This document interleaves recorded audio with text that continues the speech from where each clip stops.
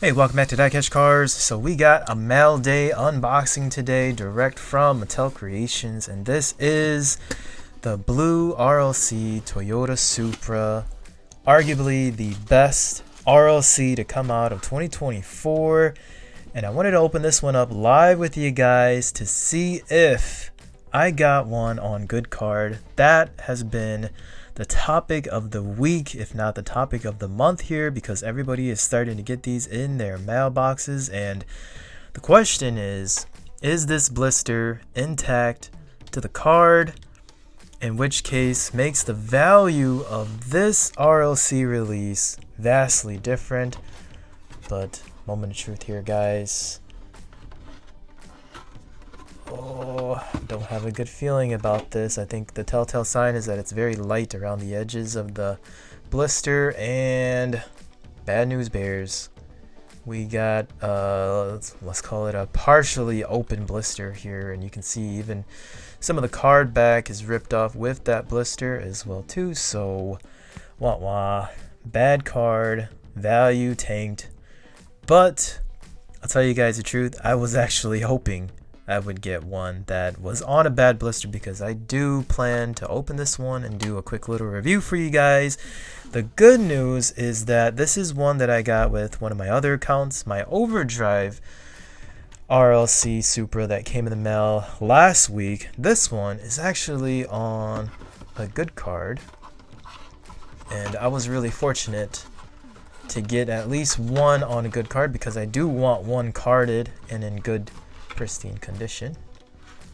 So just to show to you guys, totally sealed blister. The card itself is typical of Mattel Creations. It's not perfect, but little dents and dings here, but that's all pretty much what you can expect from their factory productions.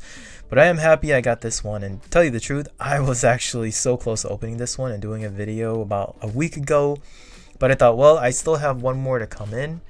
And given that everybody is having such bad luck with these blisters, I was pretty confident that this one was gonna come in bad, and that it did.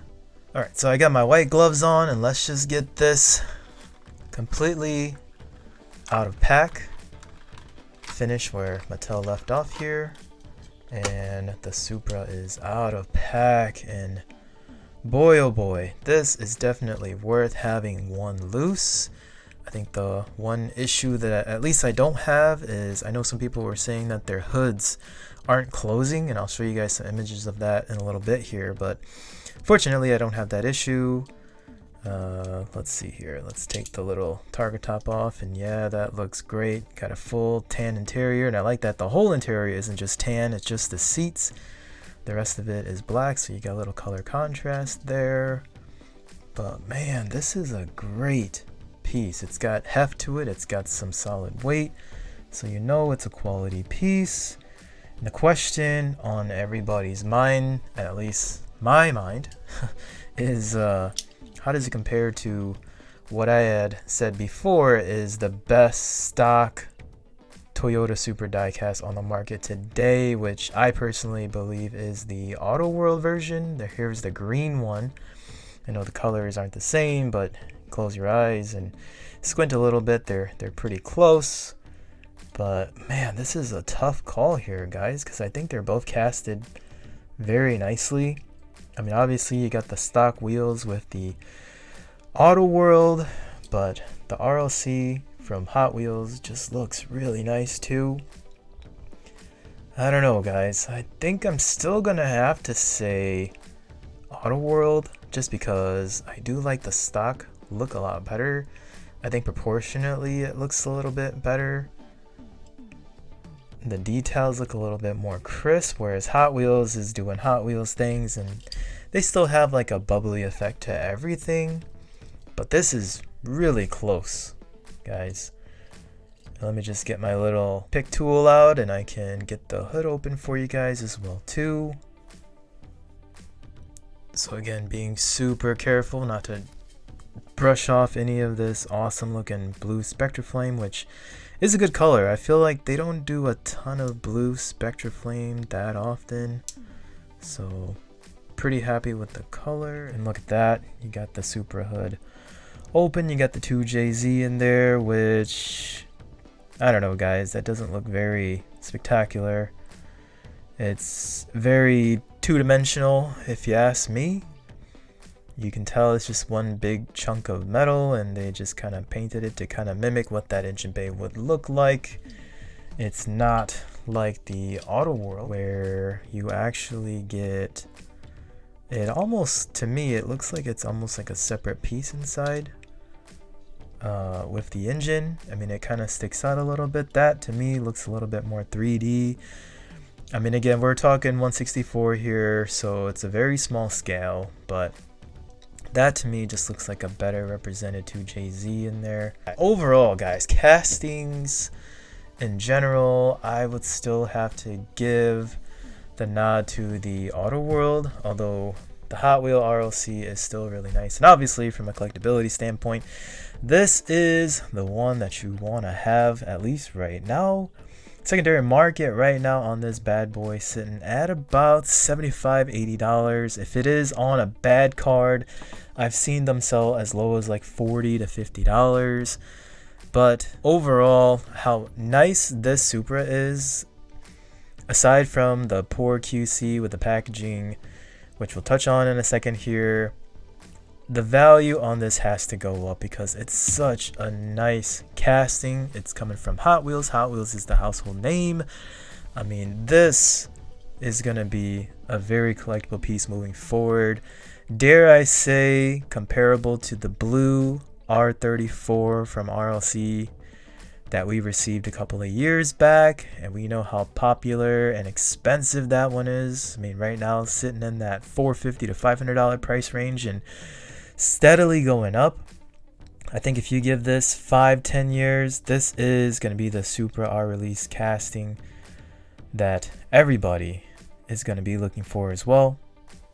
But back to the topic of quality, that is where Hot Wheels and Mattel royally screwed us. And maybe that's why they chose this really nice royal sapphire blue color, because they really just did a terrible job. Not so much with the car. The car is perfectly fine, and honestly, I would encourage all the collectors to at least have one of these Supras in loose form, especially now that it's so easily to come by those. But I will say that Hot Wheels messed up in the card form, because we know that all of these are going to be collectible items, and a lot of collectors are using these as investment pieces. And if you're going to sell them to us and have them arrive in a condition where they literally just slip out of pack, there's just a lot of value lost there that we can't recoup back. And the situation really just got worse as I started to read a lot of the posts and comments on social media. I mean, everything from folks getting literally 10 to 15 of these Supras, and basically they all came with loose blisters, or talking to customer service and being told that they no longer have any more replacements. So the best that Hot Wheels and Mattel could do was just send back their money as soon as they sent back the Supra, which means that you're basically out of essentially the best RLC release of the year. So I'm guessing a lot of collectors elected not to go that route. But yeah, as I'm talking here, you guys can see just the absurd number of complaints and posts criticizing Mattel for the choppy packaging job that they did. I mean, tell you guys the truth, I come from a science background, material science actually, so the idea of plastics and paper and packaging materials in general are so right up my alley. I mean, I could have told Hot Wheels that if you're shipping out heavy 164 cars that weigh about an ounce in plastic and paper packaging, I mean, the adhesive is definitely not going to hold up. The other side of it too is that there's no glue here. This is basically a heat sealed plastic onto this cardboard here. So basically they're not applying enough pressure. They're not allowing this plastic to dwell long enough to have a good adhesion. And on top of that, I'm guessing they're not doing their R&D to understand what cold climates worldwide shipping is doing to these blisters, right? They're just not taking any of that into account, and they're allowing their customers to basically get whatever mystery hides inside of those boxes once they arrive, whether it's completely off the blister or, you know, half off the blister, kind of like mine.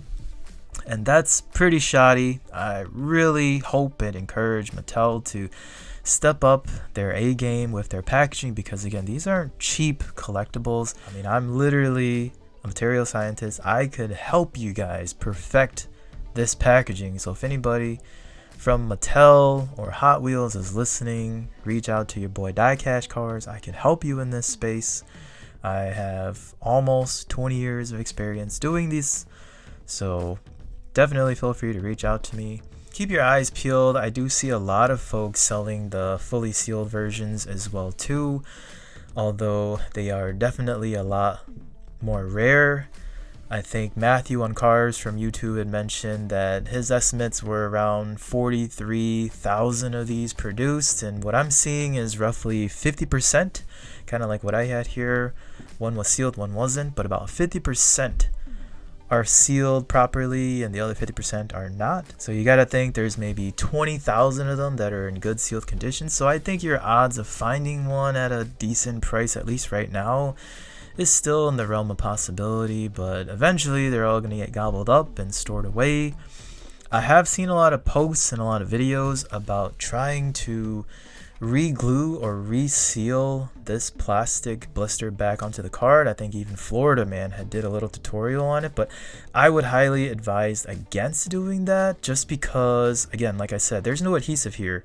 This is a heat sealed blister onto the card, and the only thing that's really gonna help it is heat. But the thing is, you can see there's some texture here on the card. Unless you have the exact plates, the exact heating plates to seal these blisters back into the card, it's gonna look bad. If you apply any kind of glue to it, we all know that even clear glue, super glue, Elmer's glue, etc., when it dries, it tends to whiten, and if anything, guys, you're just gonna ruin the look and the aesthetic of your card. I think you have two options. I mean, one option is just leave it loose, put the card in there, put the protector back on, and it should still display well. Or, again, it's worth having just loose. So I think those are honestly the only two true options. You can try ironing it, guys, but I just don't think you're going to get the same OEM effect. So it's kind of one of those water under the bridge, just let it be type of situations. You can try glue, but again, do that at your own risk. But yeah, that's what I got for you guys today. Count your lucky stars if you have one of the fully sealed Toyota Supras from RLC. I know I am. That's what I got for you guys today. Like and subscribe, and I'll see you guys next time on DieCash Cars.